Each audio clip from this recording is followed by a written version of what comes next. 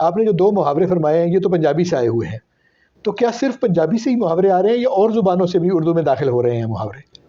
پنجابی اور انگریزی یہ دو بڑی زبانیں ہیں جن کا اردو پر اثر ہے. ٹھیک ہے.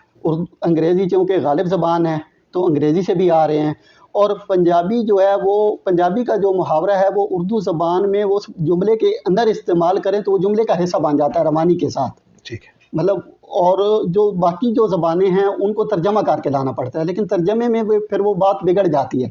لیکن جو پنجابی کا محاورہ ہے وہ اس جملے کے ساتھ استعمال ہو جاتا ہے اس روانی میں، اس لیے پنجابی کے محاوروں کا استعمال زیادہ ہو رہا ہے. اور انگریزی کا جو ہے وہ ظاہر ہے ایک غالب ثقافت ہے، اس کے غلبے کے باعث وہ اس پر زیادہ. انگریزی کی کوئی مثالیں دے سکتے ہیں؟ کلین چٹ دینا، وائٹ واش کرنا، بلڈوز کرنا، اس طرح کی بہت ساری مثالیں ہیں. ایسے اب یہ مطلب عام رسک لینا، ہم یہ تحریروں میں استعمال ہونا شروع ہو گئے. گن پوائنٹ، اب گن پوائنٹ کی جگہ ہم بہت عرصہ پہلے یہ اخبارات میں یا میڈیا پہ یہ دیکھتے تھے کہ اسلحے کی نوک پر فلاں کام ہوا، لیکن اب وہ اسلحے کی نوک والا ختم ہو گیا، اب گن پوائنٹ ہی استعمال ہوتا ہے.